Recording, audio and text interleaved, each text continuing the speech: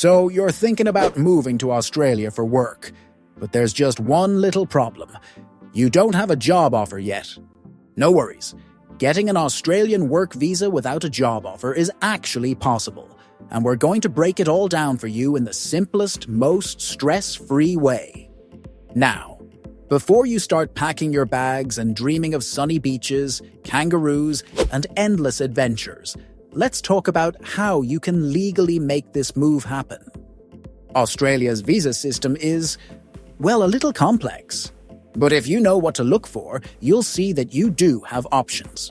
One of the best pathways is the General Skilled Migration Program, which includes visas like the Skilled Independent Visa, Subclass 189. This visa doesn't require employer sponsorship, but is based on a point system that considers your age, education, work experience, and English skills.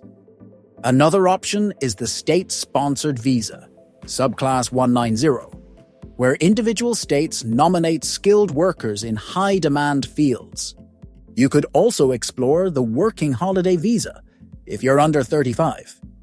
So, don't stress, because with the right approach, you can make your Australian dream a reality. Let's dive deeper into the process. The visa options that don't require a job offer. First, let's go over the visas you can apply for without needing an employer to sponsor you. These visas focus on your skills, talents, and potential contributions to Australia, rather than a pre-arranged job. 1. Skilled Independent Visa. This is the holy grail of work visas if you don't have a job lined up. The Skilled Independent Visa is a points-based visa that lets skilled workers live and work anywhere in Australia, permanently. No employer sponsorship required. Your occupation must be on the medium and long-term strategic skills list, and you need to score at least 65 points on Australia's immigration points test. More on that in a second.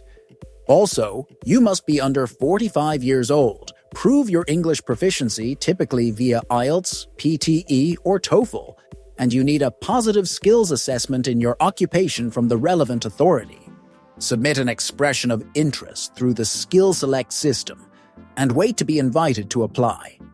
This can take a few months, depending on your score and occupation demand. If invited, submit your visa application with all required documents, and if approved, pack your bags and prepare to move to Australia. 2. Skilled Work Regional Provisional Visa. If you're open to living in regional Australia, this visa could be your golden ticket, as it's a 5-year visa that can lead to permanent residency. How is this different from the 189? You still don't need a job offer, but you do need either state government nomination or sponsorship by an eligible family member living in regional Australia. It's also points-based, so you need to hit that 65-point minimum.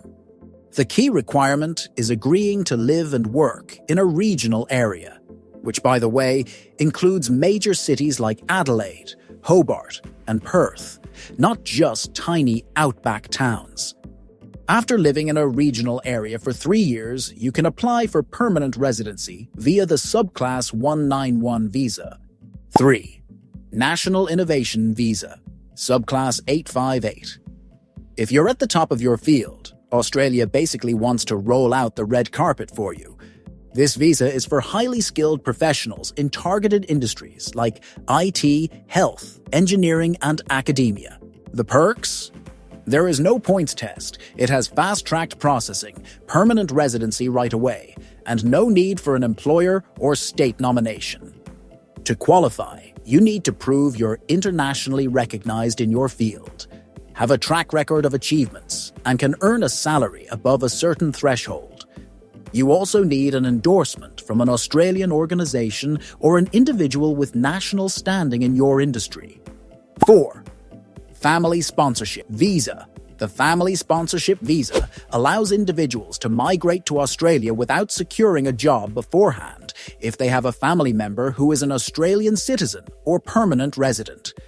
This pathway is designed for close relatives, including spouses, parents, siblings, or other eligible family members who are willing to sponsor the applicant's permanent residency. Unlike employer-sponsored visas, this option does not require a job offer before relocating. Instead, the sponsoring family member provides financial and social support, ensuring a smooth transition into life in Australia.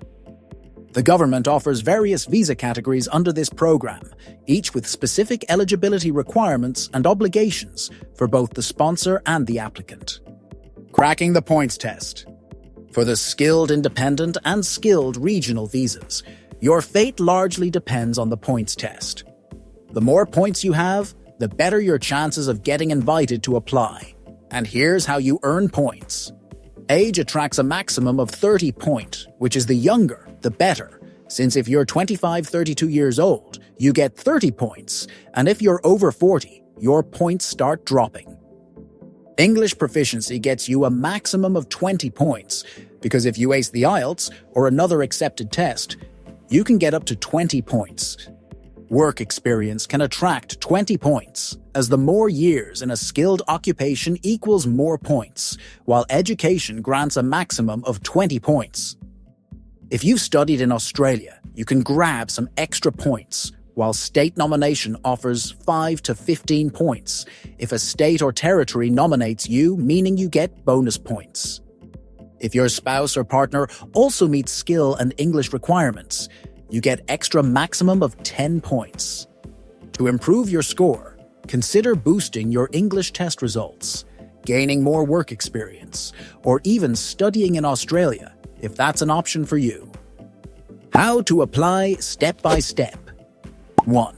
Check if your occupation is on the list.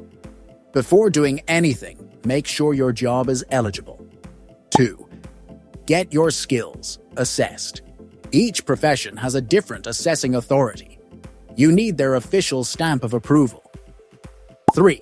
Take an English test. IELTS, PTE, TOEFL. Pick one and get a high score, and also calculate your points as you aim for the highest score possible. 4. Submit an EOI. This tells the Australian government that you're interested in moving. 5. Wait for an invitation. If your score is high enough, you'll get invited to apply, and then you can submit your visa application once invited as you wait for approval. Getting an Australian work visa without a job offer isn't just a dream. It's absolutely possible if you meet the right criteria and plan strategically. Applicants should understand that the points-based immigration system is competitive. Typically, invitations are extended to candidates with the highest scores in their occupational category. As a result, meeting the minimum pass mark may not be sufficient, and applicants may need to achieve a significantly higher score to improve their chances. Additionally, state and territory programs often focus on particular industry sectors, such as healthcare, education, and construction. To enhance their eligibility, individuals should carefully assess the requirements of different states and territories. So, what do you think? Could one of these visas be your ticket to Australia?